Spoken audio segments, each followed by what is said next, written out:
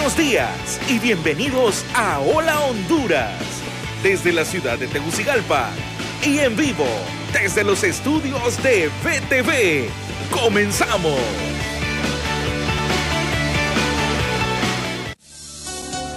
Elevando una invocación al Todopoderoso por Honduras.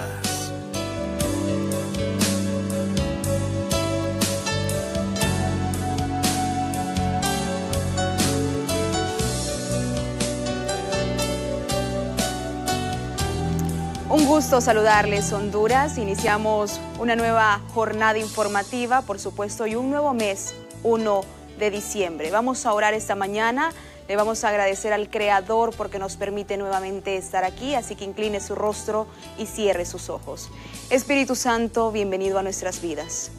Bienvenido a este lugar que cada mañana te rinde gloria y honra, Señor. Venimos aquí con corazones contritos y humillados, reconociéndote a ti como nuestro Salvador, como ese eterno Padre, como nuestro Abba Padre que nos abraza en medio de las circunstancias difíciles. Espíritu Santo, desde que inició este año, hemos pedido mucho, pero no hemos podido adorarte y honrarte. Esta mañana queremos adorar tu nombre, bendecirlo, Señor, y declarar que nuestros corazones se van a rendir a ti. Padre, te pedimos, Señor, para que los corazones de los padres regresen y de los padres a los hijos. Ese es un tiempo, Señor, donde tenemos que reconocerte a ti como nuestro Ser Supremo. Padre, gracias por este precioso amanecer. Gracias porque nos das el privilegio de abrir nuestros ojos y contemplar, Señor, a nuestras familias, abrazarlas en medio de la crisis, en medio del llanto, en medio del dolor. Espíritu Santo, hay muchos procesos difíciles que los hemos vencido en la carne. Solo te pedimos, Señor, que nuestro espíritu se mantenga firme en cada momento, que tu gracia y que tu poder nos acompañe día a día. Ponemos en tus manos, Señor, nuestros planes, nuestros proyectos de este mes y lo que ha de venir del 2021. Reconocemos que sin ti no podemos hacer absolutamente nada. Tu palabra dice en Habacuc que aunque tarde se cumplirá. Y así lo creemos esta mañana y lo establecemos, que todo lo que tenemos planeado, todo lo que queremos iniciar como proyectos están bajo tu mano, Señor, y bajo tu voluntad. Establecemos que nuestras familias estarán cubiertas con tu sangre preciosa. Reconocemos, Señor, que te hemos fallado y esta mañana aquí estamos pidiéndote perdón, Señor, como tus hijos. Abrázanos en cada momento, no nos dejes solos, Padre. Tu espíritu tiene que ir de la mano, porque te necesitamos, porque este país te necesita, porque familias te necesitan, porque hondureños te necesitan, Señor. Gracias por cada escenario aún difícil que hemos pasado, porque tu perfecta voluntad ha estado ahí y nos has hecho entender que sin ti no podemos hacer absolutamente nada. Bendice a Honduras. De los 4 puntos cardinales, declaramos un vallado de ángel sobre esta nación, que ningún dardo del enemigo y ninguna arma forjada podrá levantarse en contra de esta tierra que es tuya, que hay adoradores en espíritu y en verdad que se levantan cada mañana a clamarte por un cambio, a clamarte por cosas diferentes, a que ya no se derrame sangre inocente, Señor. Iniciamos esta mañana, Señor, creyendo que este mes de diciembre, un mes donde se pregona amor, va a ser totalmente diferente para cada familia hondureña, porque tu gracia, porque tu poder estará con nosotros. Iniciamos este día agradecidos contigo, en el nombre poderoso de Jesús. Amén y amén. Amén. Buenos días, compañeros. Hoy están los 3 mosqueteros. Bueno. Y fíjate que es el día que más fotos nos hemos tomado. ¿Verdad? Qué malo que usted. No, ¿qué fue que me dijo? Nada le dijo, usted está inventando. No, ya van. Pecado, la Biblia dice. No, es que nos hace falta. No, claro nos que hace falta. Hoy no está el joven Tiene un merecido descanso, creo yo. Así es. No, y va del doctor. Tiene obligaciones que atender hoy este día, ¿verdad? Sí, no, pero qué bueno, nos hace falta Efer Guevara, pero bueno, no Mentira, estamos no le comenzando. hace falta, No, sí, ni mucho. Y no, mucho, bueno, por Dios, ya es 1 de diciembre, ya llegó la Navidad. Ya llegó la Navidad, Sí. viene esa época donde Ya disfrutamos viene de los la Navidad. tamalitos, de las piernitas, ya del viene lomo. la Navidad, el año viejo se va. Y todo Pero por favor no lo quiero decir. Viene merengue, Y no le aquellos gusta. diciembres, aquellos diciembres. Vamos a ver si Yocho nos pone alguna vez diciembres en la que merengue. nunca volverán. El piano merengue. Tú tienes que bailar. No, usted sacaba polvo, va, en Palo Verde. Yo bailaba en Palo Verde. No, así que nadie le ganaba en el salón. No. Eran las 3 de la mañana y el conjunto, ya nos vamos a ir a dormir. Unos tocadiscos viejos, ¿se acuerdan? Bueno, todavía no. ¿Se acuerdan? Ustedes que van a estar acordando. Tocadiscos, sí. Bueno, ¿a ustedes qué más les gusta? ¿Ah? ¿La piernita o el pollito? Porque para nosotros no es tan tradicional el pavo, ¿verdad? Pero sí el pollito y la piernita. El pollito mismo, honestamente el pollito. El Senia siempre me hace, ¿cómo se llama? Doña Sándwich. Senia de seguro debe ser experta en el menú navideño. Y yo los únicos días que atiendo a mi familia, honestamente, ¿En Navidad? es el 25 y el 1. Pero siempre Senia me ayuda a hacer una sopita de pollo. Y ahí tenemos unos, entonces ahí llegan, y ahora los nietos, los amigos de nuestros hijos. Bueno, yo he tenido ganas de torreja y le voy a contar que no he encontrado por ninguna parte. Torreja, no. Todavía no. E incluso dulce también es muy solo, creo que en los supermercados hay dulces, pero ya en los comercios no he encontrado dulce. No, y está un poco costosito. Tampoco costosito. Cuidado con la canasta. ¿Cómo pasó don José ayer? Tranquilo. Tranquilo, feliz, mi padre, contento. Sí, no, y ahí lo vi que, pues, gracias, sí. Ajá, y a nosotros no nos dice que nosotros también, don José, lo saludamos y con mucho cariño. Hay reclamo, papá. Claro. No, felicitaciones. No, estamos muy contentos. Realmente iniciamos este nuevo mes, ¿verdad? Hoy es el Día del Locutor. Hoy, aparte de que la lucha contra el SIDA, precisamente vamos a hablar de ese tema. 38,000 personas viven con SIDA. Pero fíjese que hay un reporte y me llamaba mucho la atención que desde el 2000 al 2019 precisamente hay una baja con los temas de SIDA de un 38% en el mundo, ¿verdad? Entonces esto quiere decir porque el SIDA también es una pandemia, que mucha gente se ha olvidado, que mucha gente no le pone atención. Sobre todo por la falta de acceso a medicamentos y a un tratamiento. Entonces, y lo más importante también es abstenerse, tener su relación con la pareja uno, honestamente. Así es, siempre pues la fidelidad creo que es la primera, la abstinencia lo primero, luego la fidelidad y luego pues utilizar, ¿verdad?, un preservativo. Precisamente vamos a tener un médico hablando de eso, el doctor Johan Sánchez, después del diálogo con el licenciado Jorge Zelaya. Es tiempo de concientizar, no solo con el COVID-19, porque este año se ha ido, todo el enfoque ha sido el COVID-19. Hay temas muy importantes, el SIDA, el dengue, ahora las familias damnificadas, entonces tenemos que hablar siempre de los temas que son relevantes e importantes de lo que está pasando en el país. Y en la última etapa, obviamente lo que ustedes apuntaban en este momento, lo de las tormentas tropicales. Todo esto del SIDA, la preocupación en qué va a ocurrir con los alumnos, la forma de promoverlos al año siguiente y el próximo año, si va a ser presencial o no la educación en el país. Por ello tendremos a dos reconocidos dirigentes magisteriales en el diálogo hoy. Estamos hablando de Edwin Hernández y de Daniel Esponda, quienes van a responder las inquietudes. Si usted tiene alguna consulta puede hacerlo también en el 31 82 43 75 o en el Facebook, que nos gusta tener esa interacción con ustedes en BTV Somos Todos Honduras. Así es, vamos a iniciar entonces con los contactos en vivo para que usted se mantenga informado a esta hora de la mañana, pueda conocer toda la información que hay en el campo nacional y sobre todo aquí en la capital, que amanecemos con un clima agradable porque ha ingresado un frente frío débil. Qué rico de ver el clima hoy. Se recuerda de años anteriores. Mire, vea qué lindo noviembre 82 y sí, uno andaba con una sopita rico. El clima rico. Pero era más fresco. ¿Cuándo naciste? No, muchísimo más fresco, pero uno no recuerda eso. ¿Pero de qué año? 91, no, todavía en el 91 había clima. ¿Cuándo? ¿Angelito? ¿Ah? No, entonces ya Angelito sí ya sintió los climas de los 80. No, eran muy ricos. Sí, un clima súper agradable. Yo decía, uno corría en el Cerro Juan Anarines y siempre tenía que andar bien abrigado. Pero se respiraba, que es clima agradable. Ahí es donde uno dice, se ha ido deteriorando a medida que pasa el tiempo, sin ninguna duda. ¿Está listo, Pablito?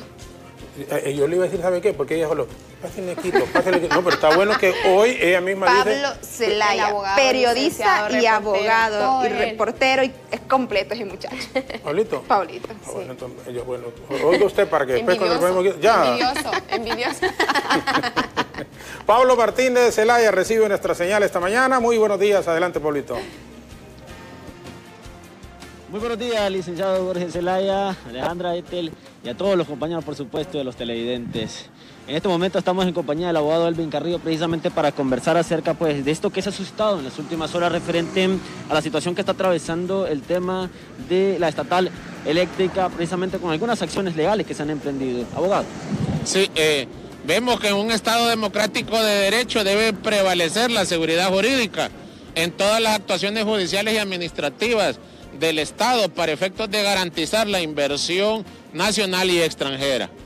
Ahora bien, ¿qué es lo que ha sucedido con esto de este PCM? Precisamente también se podría mencionar que estaríamos hablando de inseguridad jurídica, tomando en consideración igual el contrato que se tenía con Energía Honduras. Vemos que la empresa EEH ha presentado una acción de amparo para efectos de solicitar la suspensión del acto reclamado en relación a la emisión de un PCM.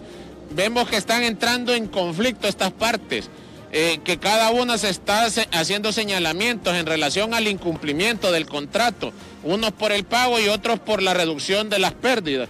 Por consiguiente, lo más salomónico para el Estado hondureño es que las partes se sienten a consensuar, a llegar a acuerdos para efectos de culminar el contrato y evitar en un futuro posibles demandas multimillonarias que conlleven erogaciones del presupuesto del Estado de Honduras. ¿Qué efectos puntuales, en este caso y más precisos, se podrían tener en cuanto a esta situación? Porque ya se tiene un contrato de muchos años con esta empresa Energía Honduras, sin embargo, la emisión de este PCM pues le restaría como tal importancia a lo que ya se tiene acordado.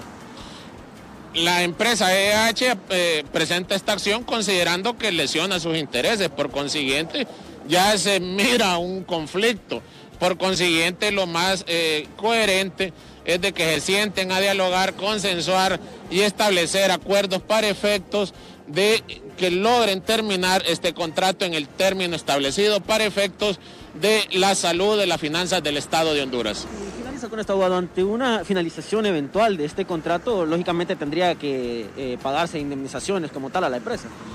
El Estado no cuenta en estos momentos con dinero suficiente para dar cumplimiento a erogaciones de contratos, rescindir contratos de forma unilateral. Por consiguiente, hay que cuidar las finanzas del Estado. Venimos y estamos en una calamidad estatal. Por consiguiente, los recursos del Estado deben de ser cuidados con suma vigilancia para la inversión social. Perfecto, bien. Escucharon al abogado Elvin Carrillo, compañeros, en los estudios principales en referencia al tema consultado y por supuesto a esto que se ha estado manejando en las últimas horas sobre la emisión de este PCM y de igual manera la acción que mencionaba el abogado que presentó la empresa Energía Honduras. Con esta información y si no tienen alguna otra consulta, de retorno a los estudios. Bien, gracias Pablito. Desde la capital de la República vamos ahora al sector norte del país. En pantalla nuestro compañero Samuelito Cuello y don Rigoberto Escobar que reciben nuestra señal. Muy buenos días con ustedes. Adelante en San Pedro, Samuelito. Buenos días licenciado Jorge Zelaya. Buenos días también a todas las compañeras y compañeros en el estudio, a toda la gente que nos ve a esta hora del día por la pantalla de BTV. A esta hora pues ya podemos observar los primeros abates del frente frío que está azotando nuestro país. En este momento pues nos hemos trasladado a estos sectores que ustedes pueden observar en las imágenes de mi compañero Rigoberto, pues prácticamente gente que está viviendo en la intemperie, con bolsas plásticas, con un poco de láminas, con un poco de madera, y lastimosamente pues es la situación de varias de estas personas que han perdido prácticamente todo por las tormentas ETA y Iota, que han también golpeado fuertemente nuestro país. Vemos pues menores de edad, vemos personas, mujeres, vemos aquí, amigo, buenos días amigo, vamos a ver por aquí Rigo si podemos hablar con el amigo. Buenos días amigo, pues difícil la situación que se está viviendo aquí, vamos a tratar de platicar con usted. Amigo, pues se viene un frente frío bastante fuerte. Ustedes prácticamente están viviendo con estos plásticos aquí. ¿Qué ha ocurrido? ¿Por qué no han regresado a sus hogares ustedes? Porque ahorita la Morales 4 y el sector de Chamelecón no han limpiado todavía, entonces no podemos regresar a nuestros hogares. Si es la Canadá, la invasión, todo eso está inundado de agua todavía. Pedimos ayuda al ingenio para sacar agua, pero no han sacado agua porque una bombita de 3 caballos de fuerza tienen 4 bombitas y eso no es suficiente, tiene que ser una bomba de 8 cilindrajes para sacar agua pues grande para que baje. ¿Tienen ustedes de estar aquí desde que empezó a llenarse? Sí, las 2 llenas que lo empezó a llenar. Porque el se viene el frente frío, vienen más lluvias, existe preocupación porque vemos incluso recién nacidos. Sí, hay recién nacidos y en el piso y todo. Usted puede ver aquí en este jacal. Vamos aquí arriba, vamos aquí que nos va a enseñar el acá. Venga. Para que usted pueda observar. En el piso y hay niños tiernos y todo, entonces Los que lo han ayudado son las iglesias cristianas, unos gringos que han venido, unas casitas de campaña que lo han ayudado, por parte que están gente en Estados Unidos y todo eso. Aquí son bastantes las personas que hay en este sector. Sí, hay bastantes. ¿Cuántas vemos, Suyapa? Como 15 casitas, dice ella, que hay acá. Sí, como 15 hay. Y aquí de ayuda del gobierno ahorita no hemos recibido, pues solo gente cristiana, de Maquila, y solo eso, pues. Espera, entonces, vamos a ver aquí, rápidamente aquí, vamos a ver cómo nos dice usted. Y acá acá hay niños recién nacidos, necesitamos que los ayuden, porque sí los han venido a ayudar en ropa, pero la ropa que los han traído, pues gracias a Dios, ahí la tenemos porque son ropa grande, pero la vamos a utilizar ahorita para el frío. Pero aquí donde es alimentos no los traen. Y nosotros acá hay 4 niños recién nacidos, necesitamos que los vengan a ayudar, porque acá todos quedamos sin casa. Hay preocupación porque viene un frente frío también y los niños van a estar desprotegidos. Necesitamos que lo traigan algo para los niños, porque los niños pobrecitos, nosotros podemos aguantar. Estamos sin colchoneta, usted mirara cómo estamos. A los niños más bien hay que levantarlos porque se mete el agua por abajo. No podemos dormir con este ranto de tormentas que hay también, más ahora que viene el frío. Necesitamos ayudas acá, que nos vengan a ayudar. Aquí nosotros no tenemos apoyo de presidentes de nada. ¿Cuál es su nombre? Sandra Suyapa. Bien, muchas gracias, doña Sandra Suyapa. Bueno, ahí ustedes pueden observar las imágenes. Esto es lamentable porque prácticamente ellos están viviendo la intemperie, están viviendo en el suelo. Este es un llamado de atención para las autoridades municipales también, que se hagan presentes y vengan a apoyar también, que es muy importante tenerlo en cuenta. Estas son casi varias familias que hay acá, que en este momento tenemos, que prácticamente han perdido todo y no pueden regresar por la temática de que sus hogares están anegados todavía de agua y prácticamente destruidos. A esta hora del día, con las imágenes de mi compañero Rigoberto Escobar, vamos a hacer una breve pausa comercial, pero usted no nos puede cambiar, seguimos con Hola Honduras.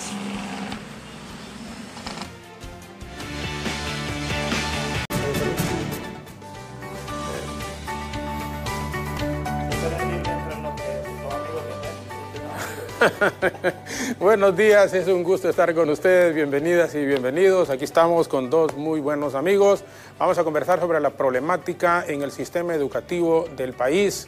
El 26% de 1.8 millones de alumnos ingresó en las clases virtual de manera irregular. Entre tanto, un 22%, o sea, 396,000 estudiantes no pudieron entrar por falta de recursos. Esto, según datos estadísticos de la Organización Visión Mundial, quienes sostienen que de los más de 43,000 personas damnificadas en los albergues, un 40% son menores en edad escolar.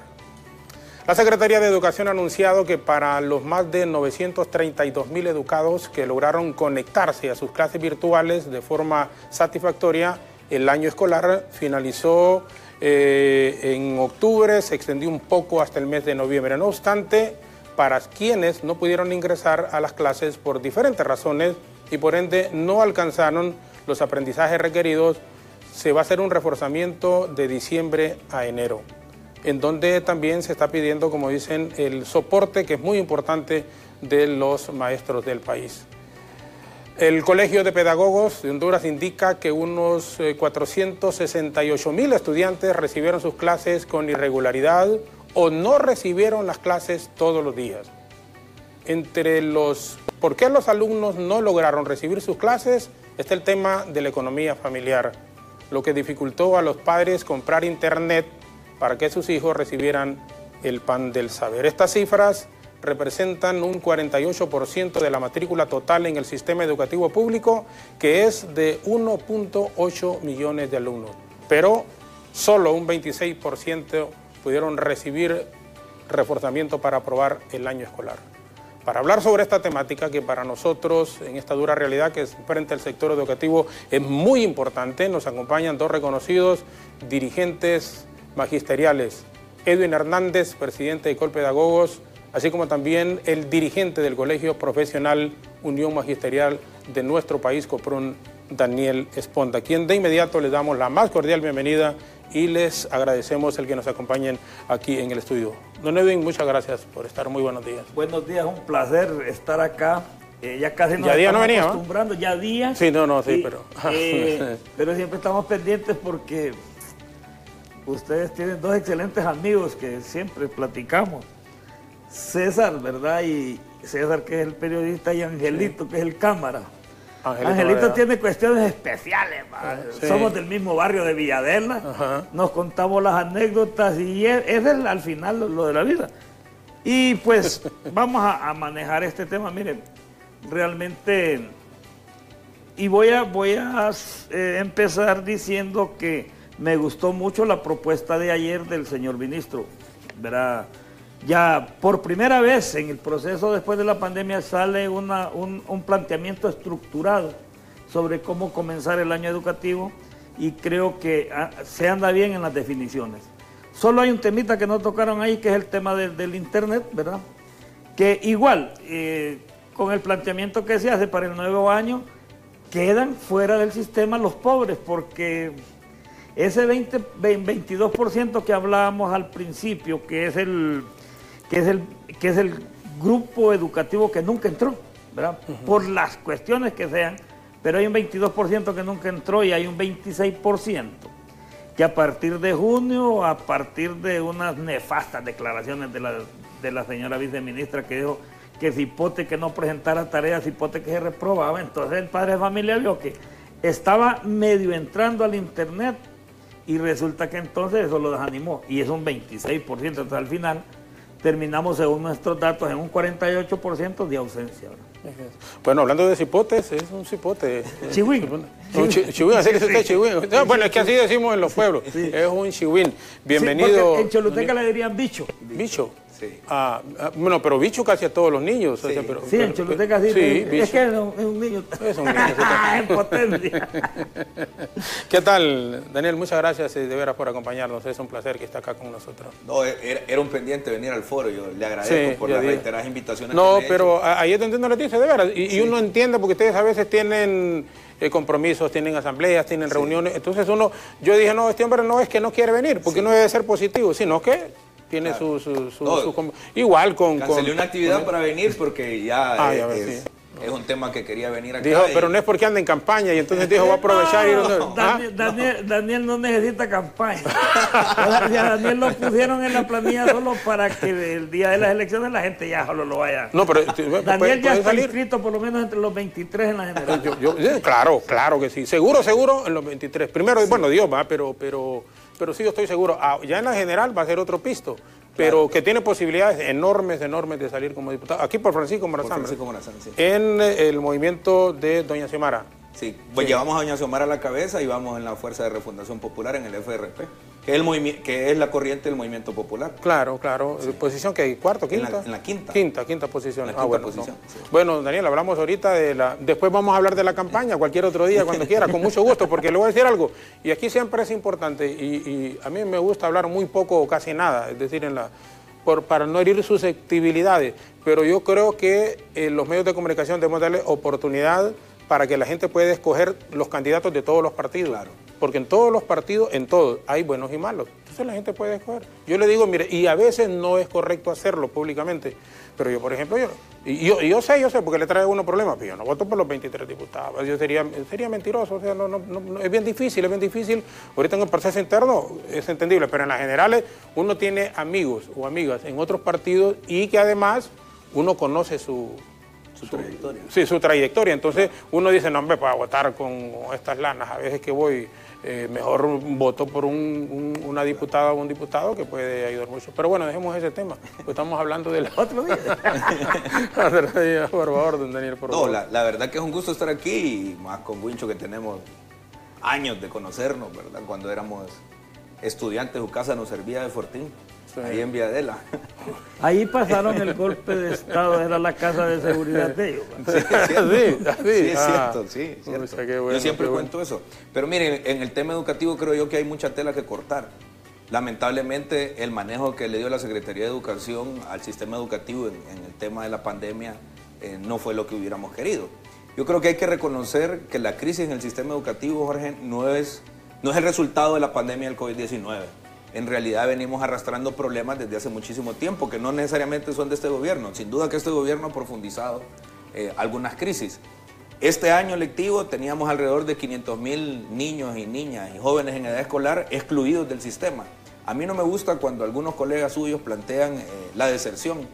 Yo deserto de un lugar cuando me voy de manera voluntaria, pero en nuestro sistema educativo lo que tenemos es una exclusión. Y hoy, en medio de esta pandemia, el COVID-19, podemos valorar, así como decía el Colegio de Pedagogos, que un poco más de 300.000 niños y niñas en edad escolar que estaban matriculados en el sistema educativo debido a que el sistema de este año demostró su cara más privatizadora, ¿no? Es decir, los profesores con nuestros propios aparatos tecnológicos, pagando nuestro internet, desarrollamos las actividades en línea y desde luego que las madres y los padres de familia se vieron obligados a hacer lo mismo. Pero fíjese que el Estado de Honduras se comprometió en el año 2015, si no me equivoco, en la Convención de Cochabamba, a tener una plataforma tecnológica para poder desarrollar actividades en línea en la Secretaría de Educación. Y en el año 2014, en el gobierno de Porfirio Lobo Sosa, se definió el Fondo para las Telecomunicaciones y Tecnologías de la Información, el Fondo FIT. Todas las empresas que venden telefonía celular y que venden internet en nuestro país aportan el 1% de sus ganancias brutas para este fondo. Ese fondo se viene nutriendo desde el año 2014. El año pasado cerró solo las aportaciones del año pasado en 600 millones de lempiras. La pregunta del millón es al ministro de Educación, ¿a dónde está el dinero del Fondo FIT para garantizar las telecomunicaciones? Entonces yo creo que hay muchos elementos aquí que debemos de reconocer, que traíamos arrastrando, como estos que he planteado. El tema de la calidad de la educación también es una tarea pendiente, y sobre todo el tema de los libros de texto. Fíjese que si los centros educativos en este momento, cuando comenzó la pandemia ya la primera quincena de marzo, hubiésemos tenido libros de texto y los profesores los pudiéramos haber entregado a nuestros educandos, tal vez el margen como insisto, no de deserción, sino de inclusión, hubiera sido menor, porque los estudiantes pudieron haber trabajado con sus libros de texto. Pero increíble, hoy, en pleno siglo XXI, la Secretaría de Educación de Honduras no tiene un taller litográfico ni tiene sello editorial. Seguimos comprando libros o seguimos recibiendo libros de la Caridad Internacional, porque son los cooperantes los que más imprimen libros en Honduras. Y ese tema es bastante complicado. Y yo creo que aquí hay que reconocer una cosa, Jorge. Yo siempre lo he planteado, mire, en educación debemos de hacer un enorme armisticio, no debemos de seguirnos viendo como enemigos, porque al final los que salen perdiendo son los hipotes, pues, son los niños, son las niñas, son los jóvenes. Y construir un verdadero plan educativo, es decir, refundar el sistema educativo para garantizar dos cosas, Jorge. Por eso nosotros hemos planteado que estamos en contra de la aprobación automática. Primero, la educación debe servir para que los jóvenes se apropien de conocimientos y que esos conocimientos les sirvan para la vida, es decir, necesitamos una educación para la vida. Y que esos conocimientos, esos buenos hábitos, esos modales que desarrollamos en las casas y que desarrollamos en los centros educativos nos sirvan para el trabajo. Es decir, necesitamos urgentemente definir una educación para el trabajo, porque hoy la realidad objetiva, Jorgito, es que estamos educando para el desempleo. Educando para el desempleo. Para el desempleo, sí. Totalmente. Mire, hay alguna posibilidad, y yo le digo, lo voy a hacer con toda modestia, pero yo tuve la posibilidad de ser ministro en el gobierno de don Porfirio Lobo Sosa, cuando fue Ventura, don Alejandro Ventura. Sí. Pero había casi siempre enfrentamiento, no había semana que no hubiese huelga de los maestros y el problema con el Ministerio de Educación, con el titular en este caso. Entonces nos dijo realmente, y con mi esposa, no, es mejor evitemos. Pero, y quiero llegar a esto porque hay alguna posibilidad, y le pregunto, don Edwin, ¿hay alguna posibilidad de que el próximo año o después en el próximo gobierno se siente la dirección, o sea, la conducción, en este caso el ministro de Educación, la dirigencia magisterial, y que nos demos como una tregua, digo yo? Por eso digo, a un próximo gobierno, independientemente de quién sea. ¿Por qué? Porque al final, y lo decía usted, don Daniel, los más perjudicados son las y los niños. Sí. Entonces, el pleito que se tiene arriba, ¿dónde va a caer? Siempre cae abajo, que son los más perjudicados al final. Bueno, mire, Gordito, nosotros hemos mandado mensajes al gobierno de la República, porque mire, el problema de la Secretaría de Educación con los docentes no es así directamente, el problema es con el gobierno central, porque las directrices, y especialmente en este gobierno, son unilaterales, como que los secretarios de Estado tienen que primero conseguir la autorización del titular del Ejecutivo para actuar. Entonces, si nosotros tuviésemos que dialogar con el secretario de Educación, como que no tendría los frutos esperados porque hay situaciones que no las definen en la Secretaría de Educación, ¿verdad? Por el otro lado, entonces, hay que platicar al más alto nivel. Hay que platicar de repente con un emisario del Ejecutivo, el presidente. Del director del Ejecutivo, sí, o una comisión que él nombrase. Nosotros hemos ofrecido paz en el sistema educativo nacional, porque a quien más le conviene la paz en el sistema educativo es a nosotros los docentes, porque se imagina estar con el estrés de tener que estar en esas relaciones de estría y encoja. Especialmente, particularmente creo que ese proceso de diálogo debe de iniciarse desde ya, ¿verdad? Para comenzar el año con todo bien detallado y ya con un horizonte definido. Digamos, nosotros tenemos varios planteamientos que sale el gobierno, ¿verdad? En relación a cómo se debe desarrollar el proceso educativo. Debemos de hablar de esta exclusión que habló Daniel, ¿verdad? Porque igual no está en nuestro lenguaje la deserción, no hay deserción. Ese 22% que no entró nunca, si bien es cierto, se matricularon, pero el sistema lo rechazó. Al otro 26% que con el tiempo, a partir de junio, lo fue rechazando. Entonces, el diálogo es obligatorio el diálogo, bajo el marco del respeto y bajo el marco de esa situación que nos podamos poner de acuerdo en un montón de cosas que nos ponemos de acuerdo, especialmente en un año electoral. Al gobierno de la República no le conviene estas contradicciones, porque se imaginan, en las calles van a creer que porque, ahora es que van a decir que porque Daniel Esponda aspira a ser diputado, por eso anda en el movimiento para generar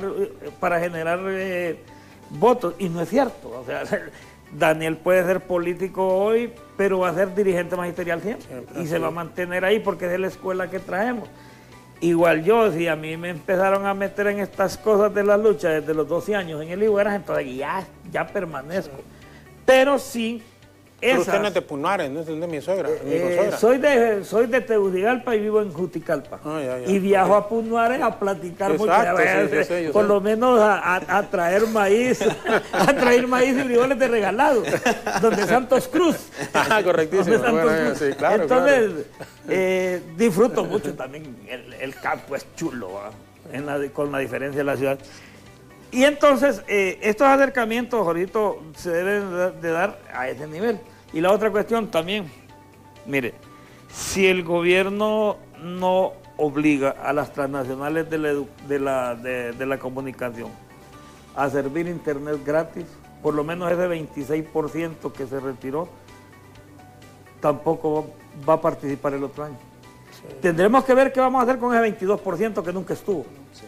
Porque esos no tienen ni aparato inteligente, en la mayoría de los casos no hay electricidad en la comunidad, y se vienen cosas feas. Mire, por casualidad ya hoy salió un comunicado de la encargada de negocios de Estados Unidos, que está bien fuerte, está bien fuerte, y que restringe la posibilidad entonces al gobierno de Honduras de accesar a fondos, ¿verdad? Sí. Entonces, desde ahí... Si no hay transparencia, por la falta de transparencia. Entonces, aparte de eso, entonces, ¿cómo vamos a hacer los hondureños? Porque, mire, pueden faltar recursos o pueden sobrar recursos, dependiendo de cómo se utilice el tema o cómo se utilicen los recursos, pero también los recursos en educación son pocos y todavía si no los quitan va a ser peor, mire. Pero nuestros problemas los debemos de solucionar los hondureños y no tenemos que estar esperando que desde afuera nos lo solucionen. Miren, Honduras no necesita la ayuda internacional en lo económico, si fuéramos honrados. Honduras no es un país pobremente, es un país rico. Pero los fondos definitivamente no están llegando donde tienen que llegar. Entonces, si hubiera un pacto, un verdadero pacto de unidad con todos los sectores para buscar el desarrollo de la matria, yo creo que entonces en esa medida se desarrollaría el país. Y por ende también eliminaríamos la lucha callejera, que no le rehuimos y hasta nos encanta. Pero que estoy seguro, claro, pero casi obligado por las circunstancias, desafortunadamente. Pero bueno, nos dicen, tenemos una breve pausa, regresaremos con don Daniel Esponda Estamos conversando también con don Edwin Hernández, dos reconocidos dirigentes magisteriales. Al volver padres de familia, y así lo asegura la gran mayoría, dicen que sus hijos no aprendieron nada con esta modalidad virtual, o muy poco. ¿Qué tan cierto es? Se lo vamos a consultar a los dos dirigentes magisteriales, agradeciendo también, por supuesto, a mucha gente que está conectada con nosotros internacionalmente a través del Facebook o con nuestra señal de satélite. Pausa en la televisión y en nuestra estación de radio. Nos quedamos con Ethel Valladares en BTV Somos Todos Honduras en Facebook, con sus comentarios, con sus opiniones, con estos dos reconocidos dirigentes magisteriales que nos acompañan la mañana de hoy aquí en El Diálogo. Regresamos en un momento.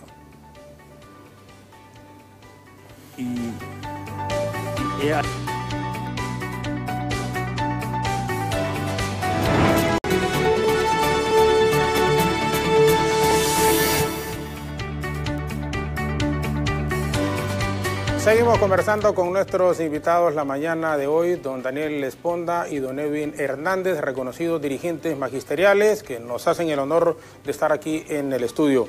Don Daniel, le decía que hay padres de familia que dicen que han aprendido muy poco o casi nada con esta modalidad virtual. ¿Qué tan cierto es, y ustedes como dirigentes magisteriales, como maestros, lo perciben también de esa misma manera? Bueno, sin duda que tiene razón. Hay que discutir algunos conceptos, ¿verdad? Que a veces no los hemos discutido tanto. Nosotros en realidad no hicimos educación virtual, lo que hicimos fue educación remota. Nosotros lo que estamos haciendo prácticamente es pasar de hacer lo que hacíamos en el salón de clase, hacerlo con nuestros aparatos telefónicos o con nuestras computadoras.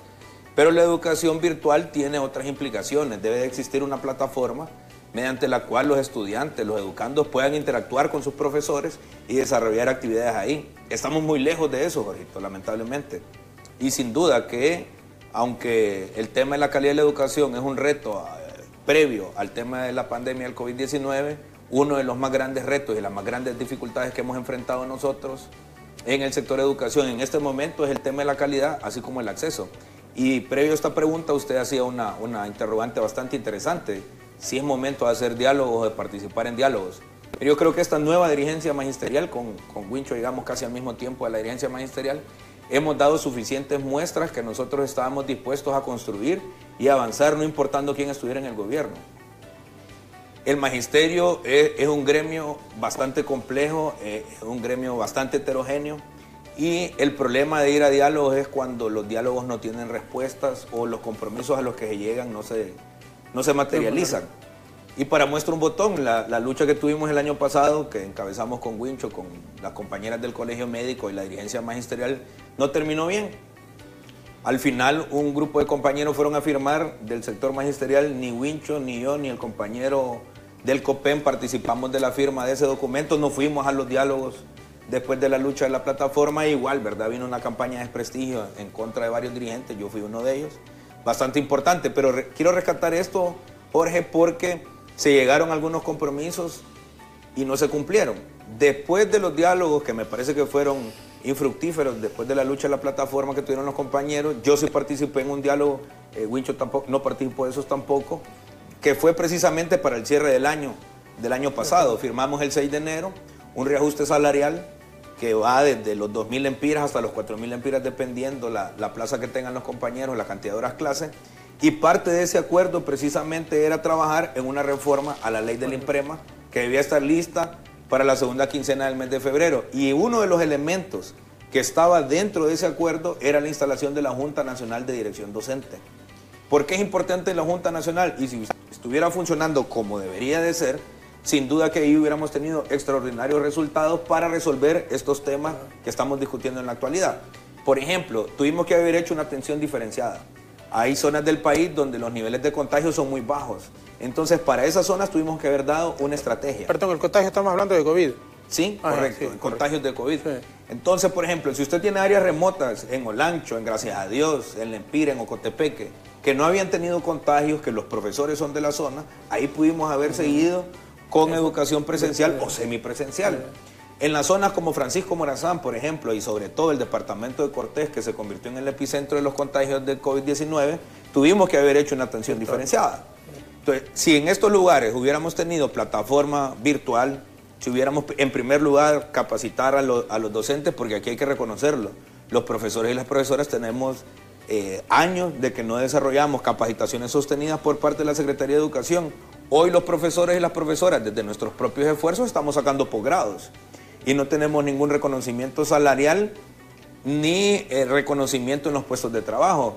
Hoy encontramos, Jorge, que en los centros educativos tenemos profesores de aula que tienen máster y que tienen doctorados, y que los directores municipales o distritales y hasta departamentales tienen grado de licenciatura, cuando tenemos profesores con máster y con doctorado. Entonces, los espacios de participación deben servir para construir estrategias que nos permitan avanzar.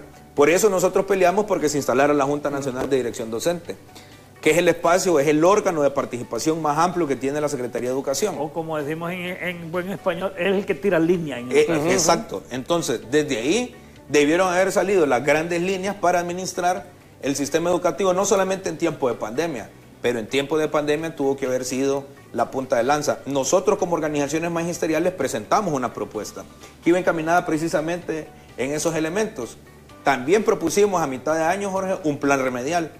¿Qué planteamos nosotros en el plan remedial? Primero, hacer un inventario, es decir, identificar los estudiantes que tuvieron altos niveles de conectividad y que alcanzaron los conocimientos mínimos. Con esos estudiantes no había problema, podíamos cerrar el año escolar, ¿sí? Pero con los estudiantes que tuvieron niveles de conectividad bajos o nulos, debemos de buscar una alternativa para lograrlos llevar a las competencias mínimas para pasar al siguiente nivel educativo. Porque la aprobación automática es mala para todos, Jorge. Es mala para los profesores que han hecho enormes esfuerzos por garantizar el derecho a educación. Es mala para los papás que han hecho sacrificios por tener a sus estudiantes, a sus hijos en el sistema educativo. Y quien lleva la peor parte son los estudiantes que los aprobaron de manera automática. ¿Por qué? Porque la educación, y esto es una lucha que debemos de dar desde los medios de comunicación, y qué bueno y qué oportuno este foro. Las clases no están hechas, Jorgito, para que al final saludemos y digan, es que mi hijo salió sobresaliente. Las clases deben de servir, y el único objetivo de las clases es que los estudiantes se apropien de conocimiento, es decir, que aprendan. Y que esos conocimientos les sirvan para implementarlos en la vida, y no solamente en la vida cotidiana común, también en la vida laboral. Si nosotros no seguimos subidos sobre esa lógica de que las clases solo sirven como una transacción económica, vos haces una tarea y yo te asigno puntos, vamos a seguir cometiendo los mismos errores del pasado. Ahora, yo escuchaba ayer al ministro y nos ha mandado un mensaje también en este momento que va camino, dice, a Santa Bárbara, porque está asignado, entiendo, por parte del gobierno estar trabajando allá en Santa Bárbara, pero cuando ellos hablan de un plan de reforzamiento entre diciembre y febrero, van a participar los maestros, porque Toral es fundamental en todo el programa que se está hablando de eso, ¿no? El problema es que no está definido ese reforzamiento. Claro. Ni nos han convocado para discutir. Primero no nos han convocado. Bueno, y estamos ya en diciembre, sí, es primero de diciembre. Por el otro lado se habla de campamentos lúdicos. Mire, yo trabajo en el proyecto de prevención de violencia en centros educativos en Juticalpa. Y los campamentos lúdicos para generar utilidad en el campo del aprendizaje tienen que estar bien montados, con especialistas en el tema. Mire, yo voy a los campos lúdicos generalmente solo a hablar un poquito de autoestima, para decir algo, pero tenemos psicólogos. Claro. Y por el otro lado, ¿quiénes van a materiales, equipos? Y material, todo lo que tiene que ver con un campamento. Mire, los campamentos lúdicos, a mí me preguntan, chulos, bellos, preciosos, nos dan la oportunidad de que los hipotes desarrollen. Pero el campamento lúdico debe de ir acompañado entonces de los docentes, para decir algo. ¿Qué preparación tenemos los docentes? Es limitada, el caso mío porque trabajo en prevención de violencia y es parte del trabajo. Por el otro lado, nosotros ya estamos en modo avión. Hoy comenzamos afortunadamente nuestras vacaciones. Y aunque este año fue virtual, fue más cansado y más estresante para nosotros el proceso educativo. Y fue más costoso también. Y más costoso en lo económico. Sí. En lo económico, en el tiempo, si el papá le habla a usted a las 2 de la mañana que quiere ver cómo está la tarea del hijo. Y entonces, como eso nos elevó los niveles un poquito de cansancio, ese reforzamiento tendrá necesariamente que el Estado contratar personal aparte. O contratar a los mismos maestros y tentarlos económicamente a ver cuánto les tendría que pagar. Pero creo que en este momento, por pura participación, por amor a la patria, va a ser difícil, porque la patria no nos está cumpliendo. Bueno, los administradores de la patria no están cumpliendo. Mire, ¿Qué fecha es hoy? Hoy es 1. Hoy es primero, 11 días de retraso. 11 días de retraso en nuestro salario. Y un año de retraso en el pago de las vacaciones administrativas. Vacaciones administrativas, un montón de cosas que nos deben. Entonces, ¿cómo le voy a ir a decir yo a un compañero, incorporémonos a este proyecto, si ni siquiera están siendo bendecidos por el agua bendita del salario? Sí. Y entonces, mire, a estas alturas, 11 días, casi todos manejamos tarjeta de crédito, entonces ya vamos a pagar. Ya vamos a pagar recargo por interés. Vamos a pagar recargo por intereses en los bancos, en las cooperativas. Y yo creo que hasta el IMPREM ahora nos cobra recargo de interés. Porque como se le entregó a Banprovi, le concesionó. Sí. Entonces, hasta entonces, con el pisto del magisterio todo el mundo es de fiesta, menos el maestro. Sí. Entonces, ¿con qué ánimo podemos nosotros participar en un proceso de reforzamiento en estos 2 meses si el Estado o el gobierno no cumple con sus responsabilidades? Sí. Deseo, preparación, ganas, todo lo que usted quiera, hay. El problema es motivación. Sí, sí. La motivación se ha perdido. Y gente preparada también hay. Y gente preparada sobre todo hay. Entonces, pero lastimosamente el gobierno nos tiene así como en esa cuestión de que se nos baje el deseo de ayudar, porque mire, nadie puede negar el amor que tenemos la inmensa mayoría de profesores por los hipotes y las hipotas con los que trabajamos. Si ellos son nuestra fuente de trabajo, son nuestros hermanos, nuestros amigos y sobre todo esas personas que nosotros estamos tratando de moldear, pero cuando nos vemos con estas trabas de parte del gobierno, entonces la cuestión no funciona. Uno conoce maestros, maestras que hacen un papel incluso de padres, honestamente, sí, de padres con sus alumnos. Son casi como hijos. ¿Cómo retomar? Y los que pasamos ya de los 50, que estamos cerca ahí de los 60, nos recordamos de esa gran labor que hacían las maestras. Uno recuerda al maestro de primero, segundo, tercero, todos esos grados que hacían una labor de mamá, de papá. ¿Cómo retomar en su concepto esa situación y ese entusiasmo que se ha perdido en algunos? Porque todavía siguen habiendo maestros y maestras. Mire, yo creo, primero quiero señalar una cosa con el tema de los campamentos lúdicos. Previo a estudiar ciencias sociales y ser profesor de ciencias sociales, yo estudié educación al aire libre en el exterior del país. No hay campamentos sin acampar. ¿Campamentos lúdicos qué es? Es que eso es un invento que se han generado. Mire, si tenemos una población casi de 300.000 escolares que no estuvieron de manera virtual en el desarrollo de las actividades académicas del año debido a todo este tema que hemos dicho, traer a esos niños a un plan remedial o a un reforzamiento, como le dice el ministro de Educación, que esa no es la palabra correcta, usted refuerza un tema que no logró profundizar. Lo que enseñó. Sí, pero si usted no los ha tenido en el salón de clases, no los puede reforzar. Con esos niños tenemos que ir a comenzar prácticamente de cero. Entonces, si no tenemos conectividad, ¿cómo los va a traer usted al campamento lúdico virtual? ¿Y dónde va a ser el campamento lúdico? Exacto. Entonces, mire, nos parece ahí que nos están vendiendo humo, que nos quieren mentir. Sí. Por otro lado, cuando yo hablo de refundar el sistema educativo, parte desde la escogencia de los candidatos más idóneos, Jorge. Yo creo que aquí se cometió un error terrible. Eliminar las escuelas normales fue un error. Como era un error también que los egresados de las escuelas normales fueran a servir a las escuelas. Hay etapas que los estados superan. El estatuto del docente y el estatuto del médico permitía 2 puestos de trabajo, permiten 2 puestos de trabajo porque no habían ni docentes ni médicos. Nuestro estatuto del docente permitía que los egresados de las escuelas normales pudieran trabajar en los primeros niveles del sistema educativo porque no teníamos profesores. Hoy tenemos suficientes licenciados y máster para ocupar todos los puestos de trabajo. Pero ¿qué tenemos que hacer en las escuelas normales? Primero, educación orientada. Es decir, no tenemos bachillerato en educación hoy, no existe en Honduras. Entonces, por ejemplo, yo soy profesora escondida, Jorgito. Mi mamá me prohibió terminantemente que estudiara magisterio. Yo me fui a matricular a escondidas a la Universidad Pedagógica. Entonces, cuando nosotros planteamos la apertura del bachillerato en educación es para identificar 2 cosas. Primero es que tienen que ser hondureños que tengan talento y vocación para ser docente. Si no tienen vocación para ser docente y no tienen las competencias, el capital social para poder desarrollar eso, jamás vamos a volver a tener lo que usted ha planteado. Yo creo que aquí los gobiernos del Partido Liberal cometieron un error terrible por ganar votos y plantearon que el magisterio es la carrera de los pobres.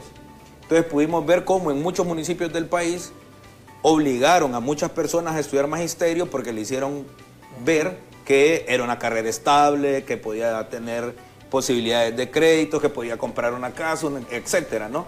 Y eso nos ha orillado que hoy en los salones de clase, lamentablemente, esto lo digo con mucho dolor, tenemos compañeros docentes que no aman su vocación, como tenemos un montón de compañeros y compañeras que sí aman su vocación, que tienen el compromiso, pero como dijo Wincho, están desmotivados.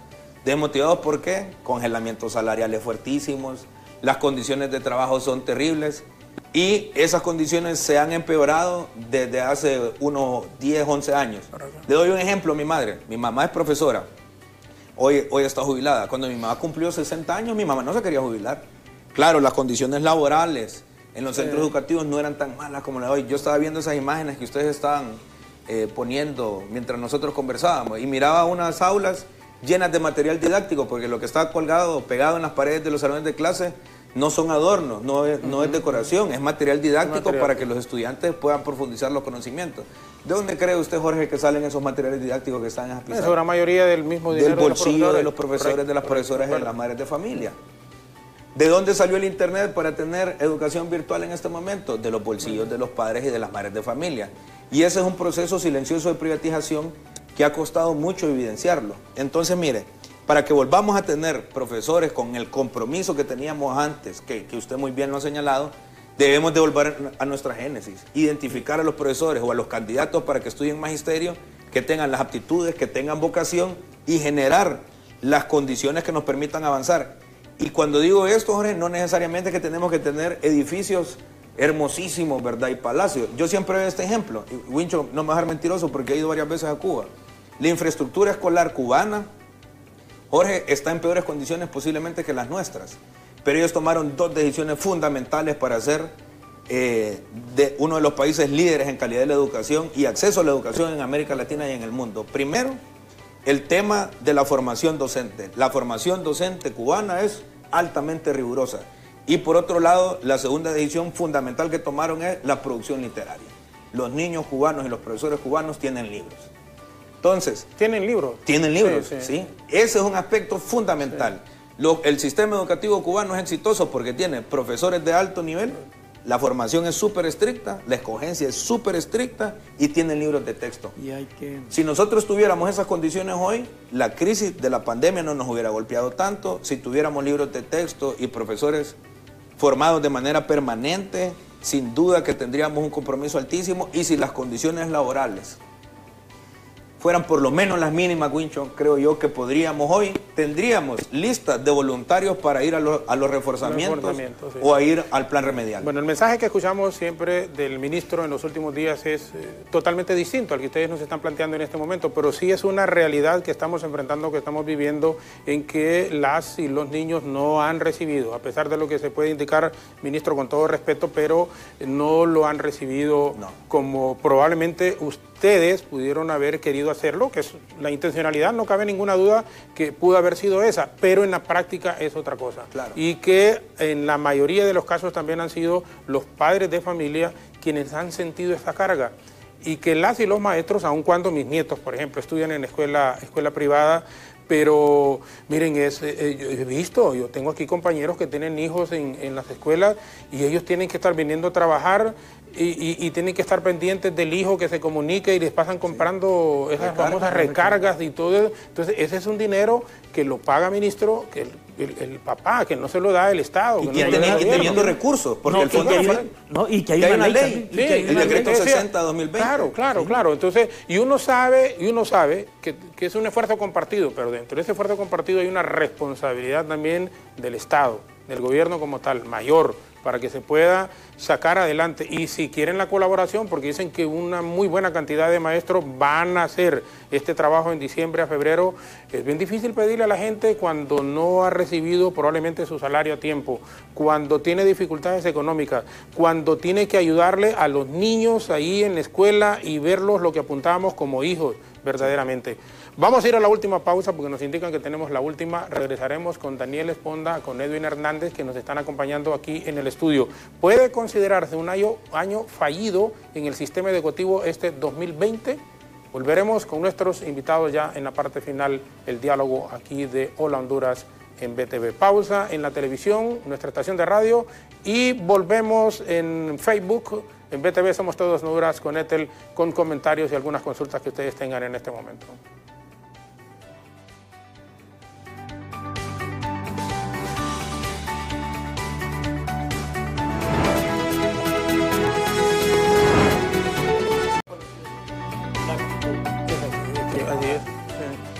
Completamente de acuerdo, es actitud, esa palabra que dice en este momento don Edwin Hernández, actitud. Pero ¿se puede considerar, don Edwin y don Daniel, como un año fallido en el sistema educativo este 2020? Jorgito, si me permite, primero quiero congratularme y felicitar al Comité de Familiares de Detenidos Desaparecidos en Honduras, que ha hecho una grandiosa labor en el país, que ayer cumplió 32 años, ¿verdad?, de lucha permanente en la defensa y promoción de los derechos humanos. Y digo esto porque yo soy... Siempre está doña Berta Oliva ahí también. Doña Berta, la coordinadora, soy parte de los que logramos acogernos a COFADE para que no tener problemas en ese sentido. Bueno, yo me quedaría con un año atípico. Y dejamos abierto así, porque la educación, decir que tuvimos educación virtual, ya lo decía, Daniel lo dice en una forma técnica, yo lo digo en la forma del campesino, del lustrabotas, ¿verdad? Tuvimos una educación whatsappera. ¿Whatsappera? Sí.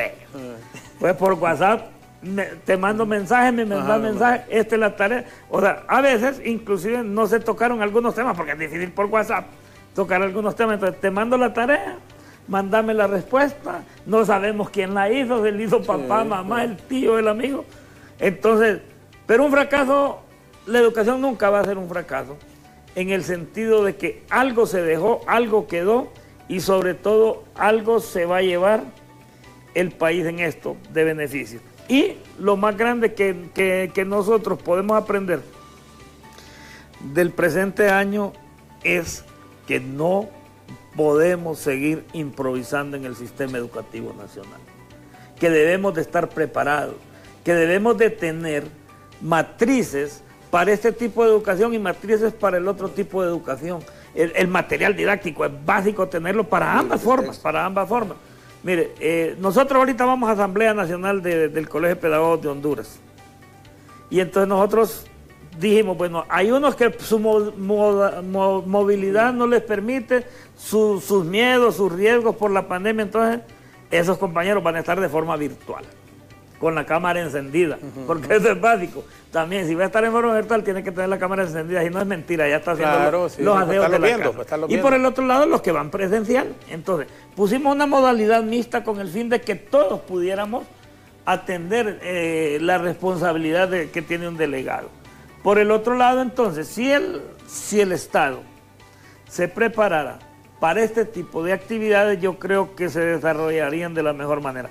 Todo va a pasar, porque este periodo, mire, este periodo de diciembre, febrero no debe de ser de descanso, especialmente para la Secretaría de Educación. Debe de ser preparación de libros de texto, montaje de todo el andamiaje educativo, y sobre todo pensar que tenemos que vivir con la pandemia y que entonces no hay nueva normalidad. La nueva normalidad nos quieren tener los ricos del mundo bajo una nueva modalidad, siempre en el sistema de explotación. Pero nosotros creemos que la modalidad nos debe permitir estar preparados, especialmente para las clases presenciales, con todas las medidas de bioseguridad. Mire, yo creo que lo peor de la pandemia ya pasó. Ya nos protegemos, ya nos cuidamos, no nos descuidamos en un momento, andamos siempre pendientes de nuestra salud, y sobre todo entonces debemos de ir trabajando ya en un proceso, y nosotros como dirigencia magisterial estamos a la orden del Gobierno de la República para que juntos construyamos ese andamiaje que se necesita para desarrollar el sistema educativo nacional, con calidad. Con calidad, correcto. Don Daniel, ¿estamos preparados, haciendo un agregado a lo que apuntaba don Edwin en este momento, para clases presenciales a partir del próximo año? No estamos preparados. Miren, el plan maestro de infraestructura que se definió hace algunos años nos reflejaba el inventario que el departamento que tenía las mejores instalaciones de hidrosanitarias era el departamento de Cortés y no llegaba ni al 30%. Es decir, de cada 100 escuelas ni 30 tenían las instalaciones. En consecuencia, la inmensa mayoría de las escuelas de Honduras y colegios de Honduras ni siquiera tienen agua potable para lavarse las manos. Entonces, nosotros hemos planteado 3 condicionantes fundamentales para volver a las clases presenciales. Número 1, que exista una vacuna en el mundo que esté respaldada por la comunidad científica. Número 2, que tengamos un medicamento que sea realmente eficiente y eficaz, no andar inventando, ¿verdad? Porque se han inventado un montón de cosas. Y número 2, tener las condiciones de bioseguridad, como bien decía Wincho, para poder recibir. Miren, no es lo mismo que nosotros de adultos estemos en este set, que solo habemos 5, que tenemos la distancia, que cada quien se guardó su mascarilla, que andamos con... Y que es el doble del aula de clase en el tamaño. Sí, por supuesto.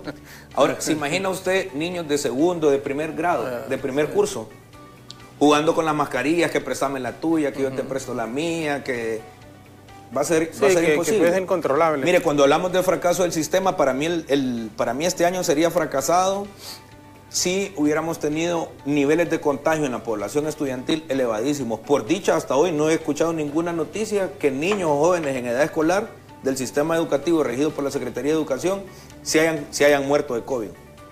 Eso ya es un triunfo, porque por eso suspendimos las clases presenciales. Por otro lado, creo yo que este año lectivo nos ha dejado muchísimas lecciones. Y una de ellas es que no podemos seguir bajo estas condiciones que está el sistema educativo. Los estados, los gobiernos no pueden seguir recortando el presupuesto en educación. Por cierto, nosotros llevamos una iniciativa ciudadana en el año 2018, al cierre del año, al Congreso de la República. Rescatamos más de 300 millones de lempiras que se lo iban a entregar a las Fuerzas Armadas y los trajeron en educación. El problema es que no los vimos reflejados prácticamente en ningún lado. Y yo sí creo una cosa fundamental, Jorge. Mire, las lecciones de este año nos deben de servir para no continuar haciendo las mismas acciones. Nuestro gobierno, nuestro Estado debe de definir una ley donde se garantice un porcentaje del Producto Interno Bruto para invertirlo en educación. El Estado de Honduras debe tener un renglón presupuestario sagrado para garantizar la conectividad a Internet. Eso ya es un derecho universal, ya las Naciones Unidas así lo determinaron. Hoy sin Internet están fuera del mundo y nuestros niños y jóvenes no se pueden formar por fuera de ello. Y yo creo que la máxima reflexión que nos debe dejar este año lectivo es que los profesores y las profesoras, a pesar de todo lo que ya hemos dicho, seguimos comprometidos con el derecho a la educación de los niños y de las niñas. Además de que tenemos formas de medir, y yo creo que esas estadísticas que plantea el ministro de Educación no son del todo ciertas, las estadísticas aguantan con todo. Vamos a hacer una meta-evaluación. La meta-evaluación es la evaluación a priorística que hacemos con los padres y las madres de familia. Un día venía un sobrinito mío del colegio, cuando todavía teníamos clases presenciales, y le digo, Fabito, ¿qué aprendiste hoy? No, tío, hoy no aprendí nada. Pero que esa es la percepción. Si seguimos construyendo una escuela que aleje al niño del aprendizaje, estamos perdidos. ¿Y qué te planteó la maestra? No, que los colores no sé qué, que no sé cuánto. Pero entonces debemos de reinventar el sistema educativo para que sea atractivo para nuestros estudiantes. Y voy a insistir en estas dos cosas, que la educación sirva para la vida, Jorge, pero que sobre todo que sirva para el trabajo. Mire, si tenemos una educación que le entregue las suficientes herramientas técnicas y metodológicas a nuestros estudiantes para que se integren a la vida económicamente activa, vamos a tener una condición súper importante. Sin duda que la economía del país va a crecer. Y si crece la economía del país, vamos a tener recursos para invertirlos en educación y vamos a tener un gran éxito, Jorge. Vamos a alejar de los nichos de violencia a nuestra juventud y por ende los índices de violencia y de incertidumbre que tenemos en el país van a disminuir y vamos a avanzar. Solo los países que invierten en educación tienen crecimiento económico y solo los países que tienen crecimiento económico se alejan de la violencia, se alejan de la corrupción, que es un flagelo terrible en nuestro país. Sí, hay dos áreas y no es como dicen ser tan eruditos, es cuestión de sentido común. Educación, salud y seguridad, que son los 3 aspectos que logran levantar a cualquier nación. Yo les agradezco que nos hayan acompañado. Huicho es que le dice a don Edwin, sí. Huicho. Y usted, Huirro, a él. Es un cipote. Pero es un Huirro en buena onda. Buena onda, sí, buena onda. Yo no había tenido la oportunidad de conversar con él así, más que verlo, pues, porque es diferente, por eso verlo en televisión, escucharlo en radio. Claro. Pero uno se forma un buen concepto también de la gente cuando lo tiene. Sí. Y le agradecemos el espacio. No, todo lo contrario. La primera y la última. La próxima vez lo traemos con la camiseta de la campaña, ¿no? No de la campaña. Sí, no. Con las villas y todo.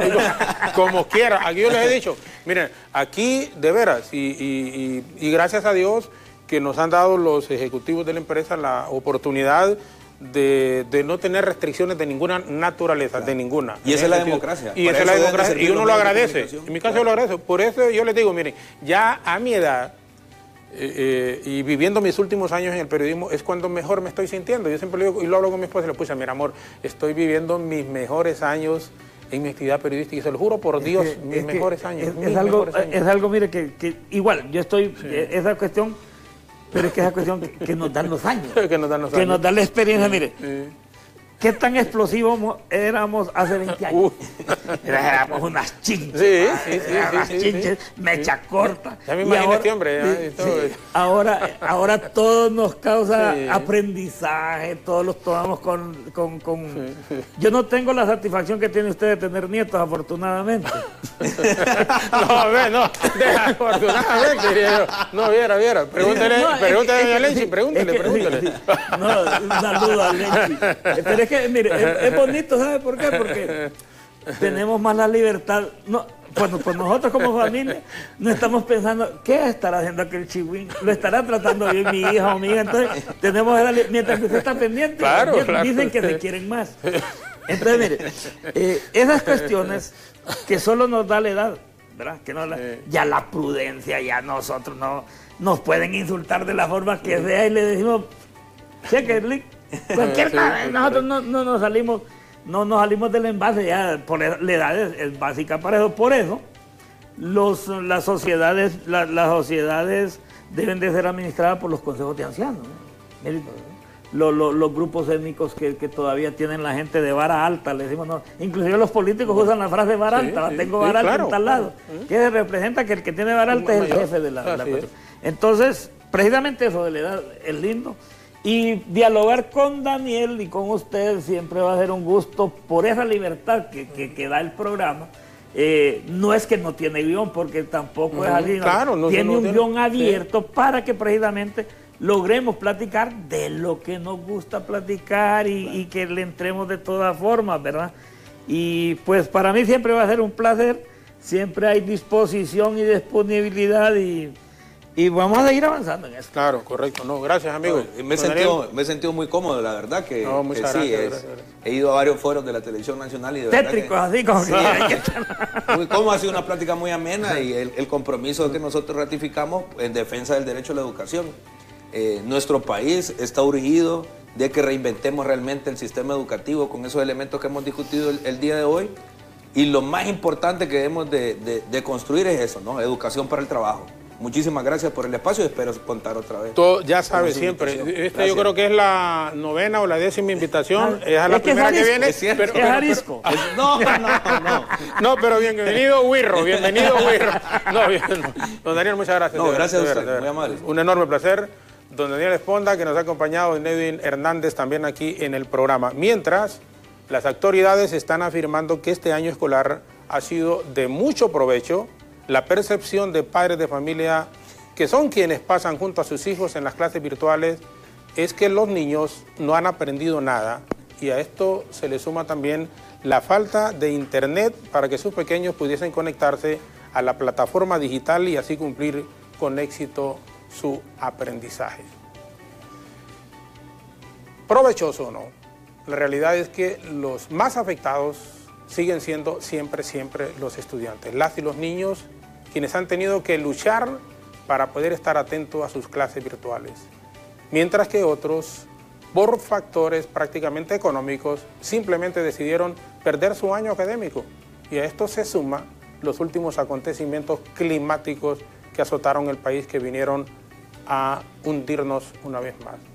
Pero al final tenemos que tener una actitud positiva en medio de todos estos problemas que estamos viviendo. Nunca perder la fe y darnos cuenta que podemos tener una Honduras completamente distinta, una Honduras mejor en la medida en que todos pongamos de nuestra parte. Una vez más a don Edwin Hernández y a don Daniel Espíndola, dirigentes reconocidos en el gremio magisterial, un enorme placer haber estado con nosotros aquí y por supuesto siempre las puertas del canal, de las estaciones de radio, en el Facebook también y nuestra señal de satélite están a la orden. Cuando así lo estimen conveniente, con muchísimo gusto son bienvenidos aquí. Repetición de este diálogo hoy a las 11 en punto de la noche, siempre aquí por nuestros canales. Les invitamos para mañana con otro tema similar. Continúan Alejandra Rivera, Ethel Valladares con Hola Honduras hasta las 9 en punto de la mañana. De nuestra parte, muchísimas gracias, muy buenos días y bendiciones para todos.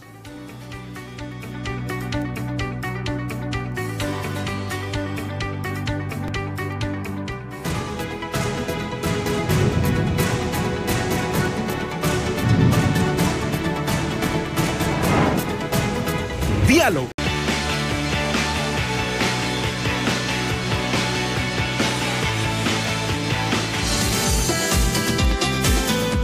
El clima en Hola Honduras. Como todos ya sabemos, se está desplazando un frente frío al territorio nacional acompañado de una masa de aire frío. Esto significa que para un periodo de 48 horas se van a estar registrando lluvias en la zona norte del país. Específicamente, ¿en qué sectores? Estamos hablando de Islas de la Bahía, Atlántida, Colón, como también Lloro. Hay que recordar que estos sectores han sido los más vulnerables debido al paso de ETA y IOTA y las condiciones de lluvia se van a mantener por un periodo de 48 horas. Lluvias significativas acompañadas de vientos rachados y posiblemente también actividad eléctrica, así que tomar las medidas de prevención necesarias. Ante esto hay un alto oleaje en el Mar Caribe, así que mucha precaución porque podría estar alcanzando los 9 pies mar adentro en el Mar Caribe. Mientras tanto, en el Golfo de Fonseca se mantiene afortunadamente dentro de rangos normales, podría estar llegando hasta los 4 pies de altura. En cuanto a las temperaturas, hay un descenso notable en las temperaturas máximas en todo el territorio nacional,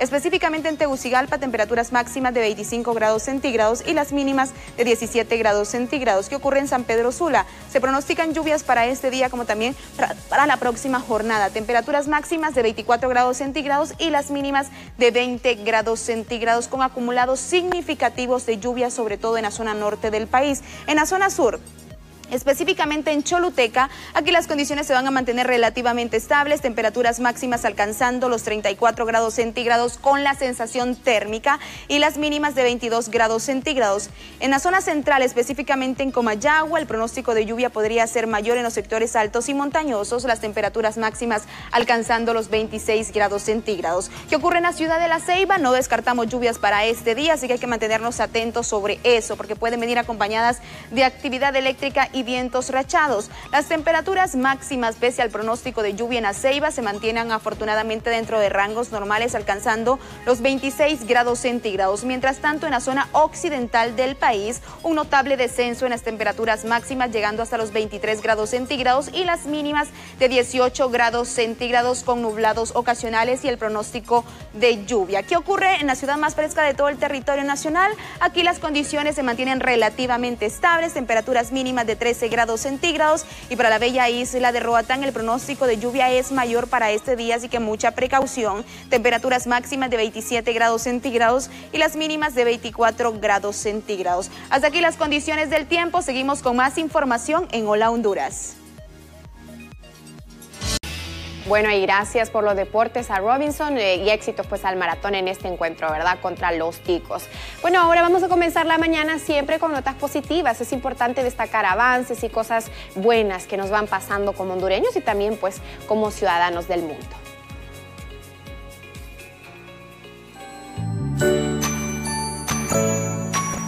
El Instituto de la Propiedad y la Organización Mundial de la Propiedad Intelectual aunan esfuerzos para fortalecer la micro, pequeña y mediana empresa en la región de América Latina y el Caribe. Y es que estas dos instituciones han venido desarrollando un proyecto virtual de 3 fases con el propósito de promover la concientización de las instituciones orientadas a brindar apoyo a las MIPYMES para que apliquen la propiedad intelectual para fortalecer el negocio. Datos estadísticos reflejan que las MIPYMES desempeñan un papel primordial en el desarrollo de las economías y la competitividad y pueden ser un eje fundamental para promover la propiedad intelectual. El proyecto está orientado también a empoderar a las MIPYMES como una forma de prepararlas para que puedan asesorar y capacitar a los emprendedores y así mejorar la competitividad. Entre los beneficiarios están las instituciones públicas, privadas y privadas seleccionadas que apoyan a las instituciones de América Latina y el Caribe. Además, está dirigido a ministerios, agencias gubernamentales, cámaras de comercio, sectores industriales, parques científicos y tecnológicos. En esta jornada se abordaron los siguientes temas: productos y servicios para las MIPYMES, estrategias de uso de las plataformas de innovación tecnológica y comercialización, integración centroamericana al servicio del sector de la micro, pequeña y mediana empresa y las herramientas de apoyo a la competitividad. Qué importante, Alejandra, incentivar en lo que viene pues de este año también al microempresario, ¿verdad? Esta es una época pues en la que he visto que ya muchos están organizando para hacer algo de la venta en fin de año. Y reconozcamos de que también hay algo muy interesante y es el hecho de que los MIPYMES también se han reinventado en este proceso de crisis que hemos tenido en este 2020, tanto por la pandemia del COVID-19 como también por lo de ETA y OTA recientemente. Entonces creo que estos proyectos que les incentiven realmente a continuar vendiendo a través de las plataformas digitales, que sobre todo los eduquen financieramente, para mí es muy bueno. Es importante de cara a un año pues que ha de comenzar con recesión económica, como lo hemos conversado, la industria necesita apoyo, especialmente el área del microempresario hondureño, y enhorabuena por instituciones internacionales y también por el gobierno que trabaje por ellos. Nos vamos a una pausa, Ale. Así es, ya regresamos con más información en Hola Honduras.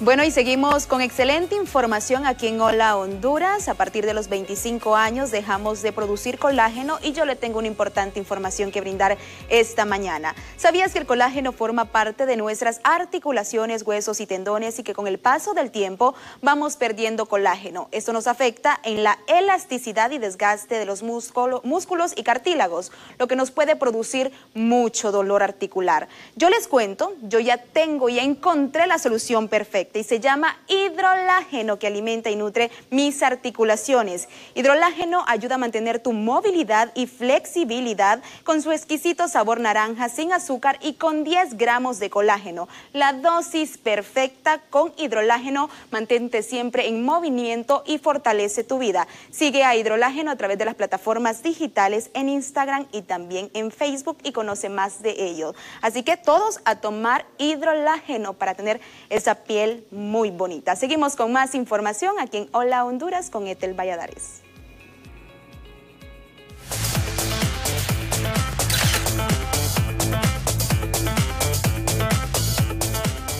Así es, Ale, ese es el secreto de la juventud, del hidrolágeno. Bueno, ahora vamos a ir a conversar en Lo Vi en Hola sobre un tema bien particular. Fíjense que estábamos revisando estadísticas de TikTok y resulta que todos los videos de ETA e IOTA han alcanzado récords, casi 28 billones de vistas, pero no son cualquier tipo de video. Es un video en el que muchos pues han optado por reírse, ¿verdad? De su situación, de las crisis.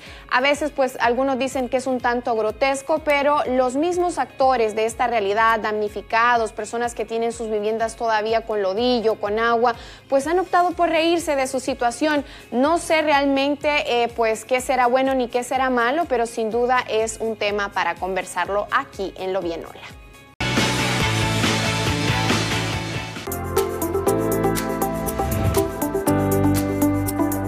El 1 de diciembre de cada año el mundo conmemora el Día Mundial del SIDA. Ese día gente de todo el mundo se une para apoyar a las personas que viven con el VIH y están afectadas por el virus, y para recordar a las que han fallecido por enfermedades relacionadas con el SIDA. Este año 2020, todos los ojos se han puesto sobre la pandemia del COVID-19 y sobre cómo está afectando a nuestra salud. Hemos corroborado de qué manera las pandemias hacen tambalear tanto nuestra existencia como nuestros medios de vida. La COVID-19 ha puesto sobre la mesa una vez más que la salud se interrelaciona directamente con otros problemas fundamentales, tales como la reducción de la desigualdad, los derechos humanos, la igualdad de género, la protección social y el crecimiento económico. Con todo esto en mente, el lema del Día Mundial del SIDA de este año es Solidaridad Mundial y Responsabilidad Compartida. La COVID-19 nos ha demostrado que en tiempos de pandemia nadie está a salvo hasta que todos estamos a salvo. Dejar a alguien atrás no es una opción cuando lo que queremos es alcanzar el éxito. Para acabar con las pandemias del VIH y la del COVID-19,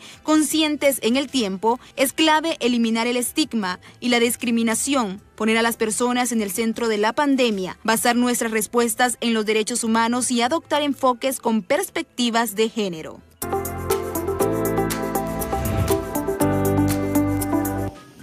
Palabras claves: responsabilidad compartida y que todos debemos procurar eliminar estigmas, protegernos, cuidarnos entre todos. Y este es un año bien difícil para hablar sobre SIDA, para hablar sobre VIH, considerando que tenemos pues otro virus, ¿verdad?, que parece competir en grado de peligrosidad y de amenaza a la salud. Doctor Johan Sánchez, le damos la bienvenida. Buenos días. Muchas gracias, buenos días, mucho gusto, un placer estar nuevamente aquí con ustedes compartiendo esta mañana este tema que es tan no solo actual, sino contemporáneo. Es algo que lo hemos tenido durante mucho tiempo. Comentábamos la vez anterior que estuvimos aquí hablando de este tema, que esto se empezó a estudiar de la década de los 80, cuando empezaron a descubrirse algunos pacientes que tenían alguna neumonía diferente. Entonces, a partir de ahí empezaron a hacerse estudios y empezaron a conocerse más datos acerca de este problema, el virus del VIH.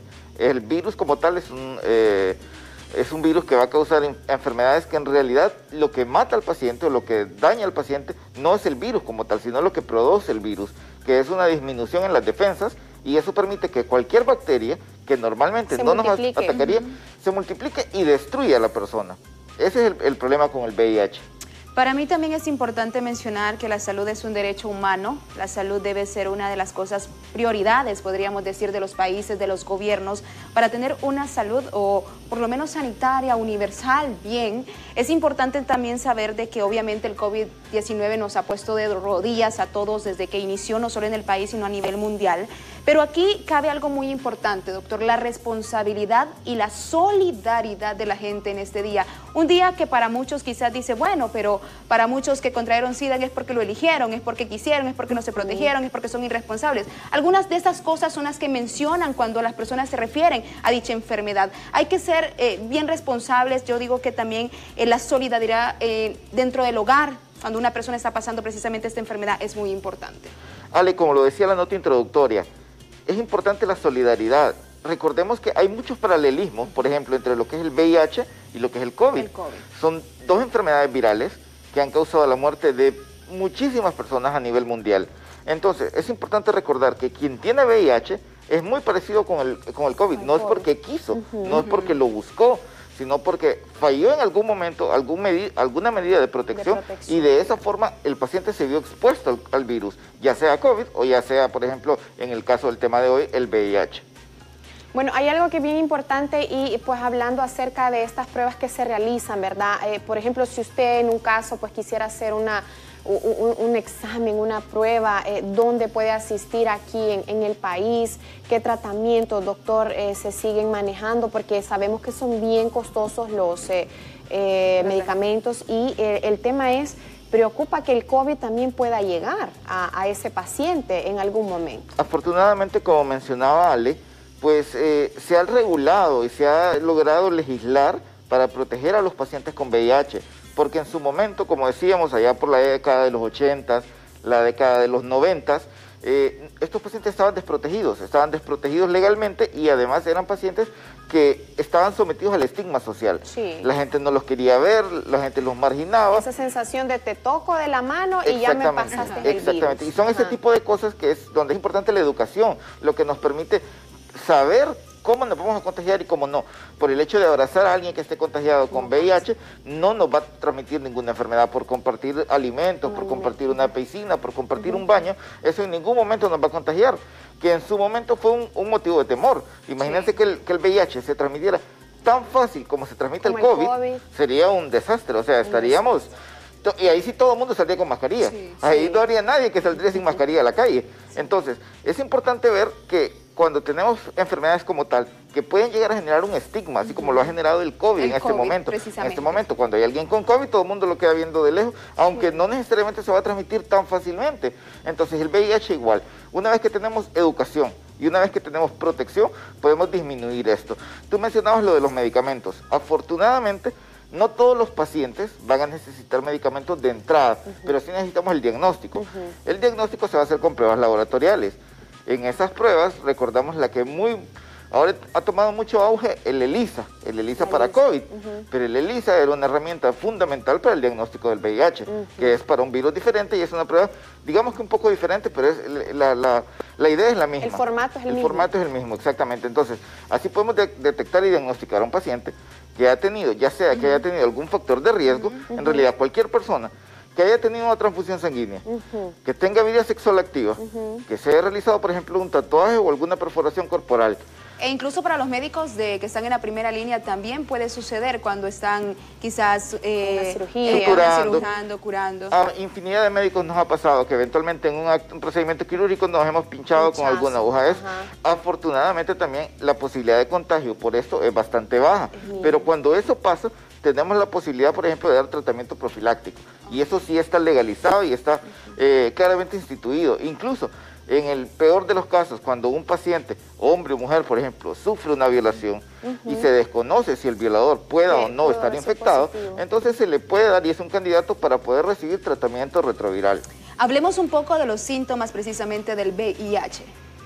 Pues en realidad, Ale, para serte sincero, con la sintomatología es muy variada, supremamente variada. De hecho, recordemos que al momento de la infección puede transcurrir mucho tiempo, quizás hasta más de 10 años, sin que el paciente pueda presentar ningún síntoma. Algunas veces vamos a encontrar algunas patologías que nos sugieren que el paciente puede estar infectado, pero eso muchas veces lleva algún tiempo. Si el paciente ya tiene la duda o tiene la sospecha cuando alguien cree que pudo tener alguna conducta de riesgo, que puede estar infectado, lo ideal es que se realice exámenes, que vaya a consulta, y es muy importante también, si a alguien se le va a hacer una prueba, darle la preparación psicológica previa a tener el resultado, porque puede ser un golpe demoledor para alguien decirle de la noche a la mañana, fíjese que usted tiene VIH. Una pregunta, en el caso pues de los televidentes que nos vean, ¿de cuánto tiene que ser la prueba, digamos, si una persona pues cree, ¿verdad?, que estuvo expuesta o en un factor de riesgo? ¿Cuánto tiempo tiene que pasar para que se haga una primera prueba? Es interesante, por ejemplo, cuando tenemos una exposición, podríamos asumir que quizás a la semana ya el resultado podría estar positivo, pero el VIH tiene un periodo de ventana. Ese periodo de ventana quiere decir que alguien que está infectado, parecido a lo que pasa con el COVID, o sea, por eso les decía, los paralelismos con el COVID son muy parecidos.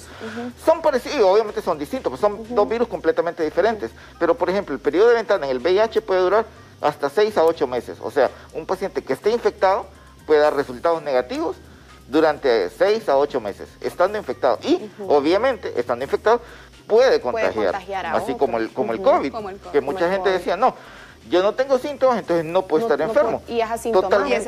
Exactamente, así como el VIH. Vamos a hacer una breve pausa comercial. Al regresar vamos a darle lectura a mensajes de texto. Le invitamos que nos escriba mediante nuestro número de WhatsApp 3182-4375. Si tienen una interrogante respecto a este tema, lo vamos a hacer después de esta breve pausa comercial. Ya regresamos.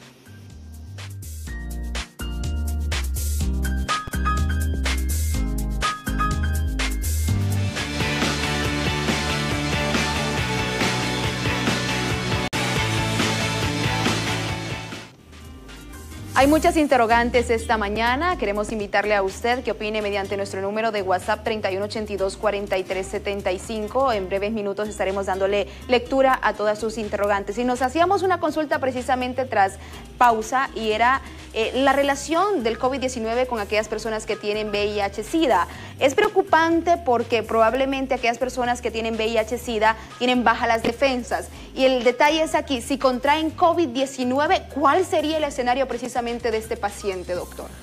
Muchas veces es importante recordar que cada paciente, por ejemplo, con respecto al COVID, ha respondido de forma diferente. Hay pacientes que no sabemos por qué se complican más y hay pacientes que no se complican. Hay pacientes de mayor edad que han respondido bastante bien y hay pacientes bastante jóvenes, alrededor de los 30 años, que se han complicado y se han muerto. Si ya es un paciente que tenga VIH o alguna otra enfermedad que deteriore su sistema inmune, todavía no hay tantos datos, y no hay datos no solo aquí en nuestro país, que normalmente no tomamos datos, sino que a nivel mundial son pocos los estudios, y en realidad no he tenido tanto acceso a poder encontrar un estudio que nos diga esto se correlaciona entre COVID y VIH. El comportamiento o la conducta, digamos. Habitualmente, lo que podríamos recomendar es que todos los pacientes que tengan VIH no deben descuidar su tratamiento, lo cual ha sido difícil en esta época, porque sabemos que las consultas externas han estado disminuidas. Entonces, si el paciente logra mantener su tratamiento con retrovirales y mantener todas las medidas de control, él no debería contagiarse. Obviamente es un factor, un paciente con riesgo, como podría ser un paciente con enfermedad renal, exactamente, los pacientes con cáncer, los pacientes que pudieran tener, por ejemplo, un trasplante de algún órgano y que normalmente tienen su sistema inmune disminuido. Bueno, es importante también pues hacer conciencia, ¿verdad?, en aquellos jóvenes que vienen comenzando sus experiencias sexuales. En muchos casos conversamos que el contagio pues se ha presenciado, se ha pues realizado por eso, por no utilizar protección. Es bien importante, sobre todo cuando no tenemos una educación sexual garantizada, pues estamos expuestos, y aunque el virus, como dijo usted, del 80 acá ha cambiado muchísimo y hay alta posibilidad de vida con un tratamiento adecuado, pues solo el hecho de recibir un dictamen, ¿verdad?, es un golpe grave para cualquier ser humano. ¿Qué consejo le da usted especialmente a los jóvenes que están iniciando pues una vida sexual activa? Es muy importante, como tú lo mencionas, Ethel, el virus como tal afortunadamente no ha cambiado tanto. Lo que sí ha cambiado es el pronóstico y el tratamiento que tenemos para los pacientes. ¿Cómo se adquiere? Fundamentalmente por contacto con líquidos o secreciones que estén contaminadas. ¿Cuáles tenemos en el organismo? Tenemos lo que es principalmente la sangre, líquido seminal, líquido vaginal, incluso la leche materna, que es importante, y las lágrimas. Ahora, si tenemos pacientes que tienen ya una vez vida sexual activa, lo ideal es que se cuiden y se protejan. Si podemos tener la fidelidad como factor principal o como abstinencia, la abstinencia principalmente. Ahora, si no hay fidelidad, si no hay abstinencia, utilizar métodos de barrera, como los condones o los preservativos. De hecho, lo importante para evitar el COVID es la prevención y la educación. Todo contacto sexual de riesgo, o sea, implica un riesgo. Si no llevamos medidas de protección o medidas de barreras, cualquier persona, como ya decíamos, puede estar positivo por VIH y ser asintomático y transmitir a otra persona. Vamos a darle lectura a mensaje de texto 3182-4375 para que usted opine mediante ese número. Envíenos sus interrogantes de cualquier parte del país que nos esté sintonizando y escuchando a esta hora de la mañana. Tengo un familiar con SIDA y no ha salido desde la pandemia del COVID-19 porque le da miedo. Él ha pasado muy mal últimamente, ha estado muy mal últimamente de salud. Me imagino que debe ser muy mal a nivel emocional y a nivel quizás... Fíjese que precisamente eso le iba a preguntar, doctor. Mire, yo siempre he creído que la salud mental, y yo lo he dicho en reiteradas ocasiones, se debe de tratar como cualquier otra condición. Y más en estos tiempos donde estamos viviendo cosas dramáticas, tanto con desastres naturales, con COVID-19 y actualmente lo que estamos hablando con las personas con VIH-Sida.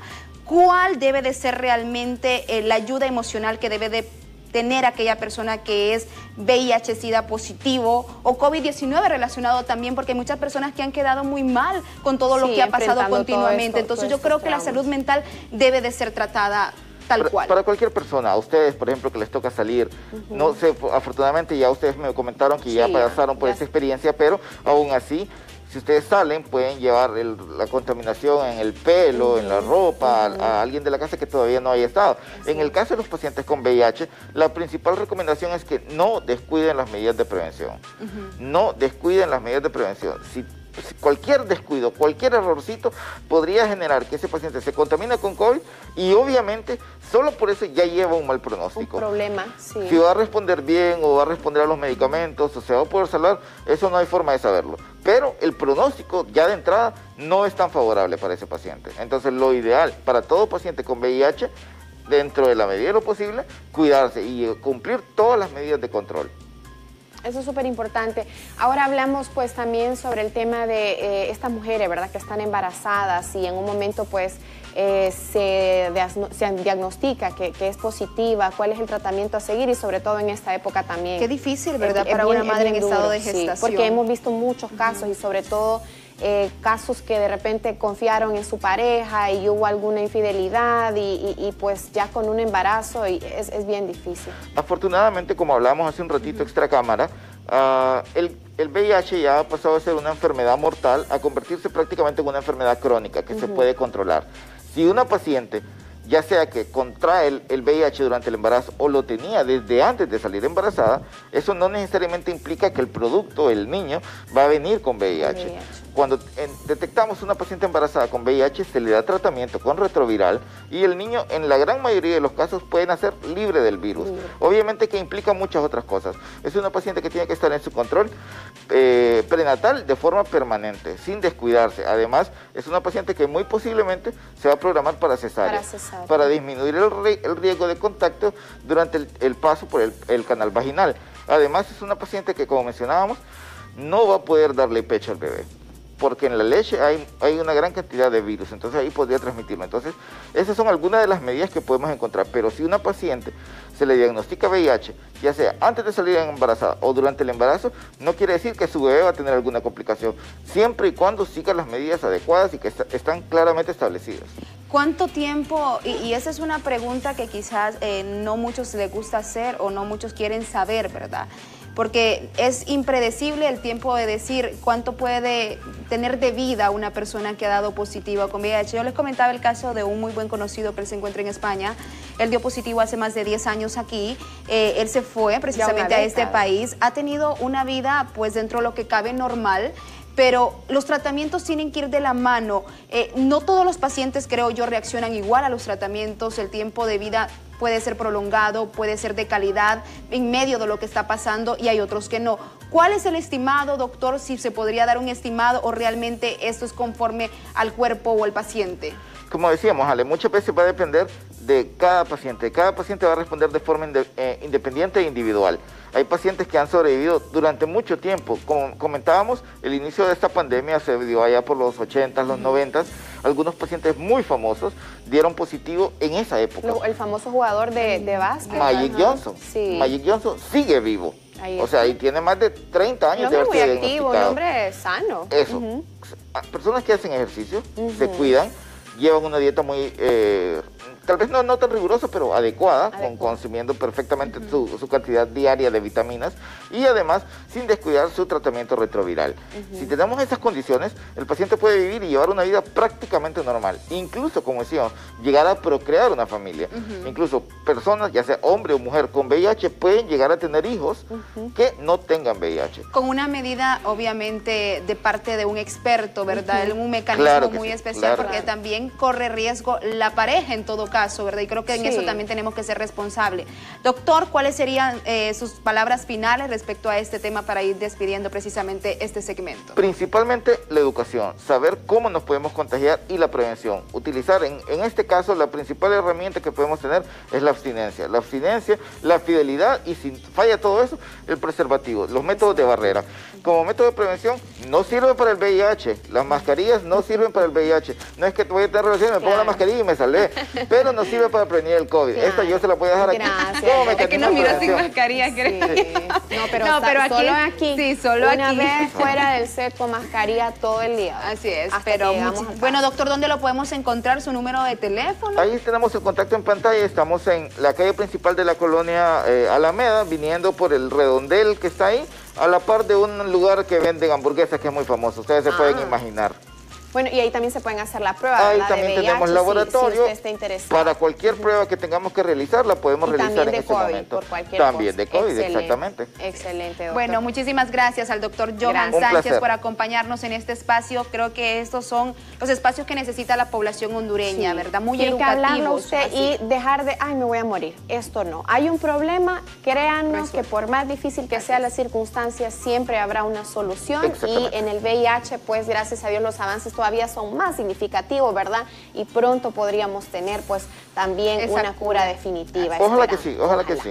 Así es. Bueno, muchísimas gracias al doctor Johan Sánchez. Nos tenemos que despedir por hoy, pero mañana tenemos un excelente programa. No se lo pierda todo este mes de diciembre y lo que resta, ¿verdad?, del 2021, porque vamos a traer segmentos muy variados con importante información y temas principales que usted necesita conocer. Así es, que tenga buen día y pues nosotros ya nos vamos a poner la mascarilla, saliendo aquí con mascarilla. Queda con ustedes Café Caliente. Bendiciones.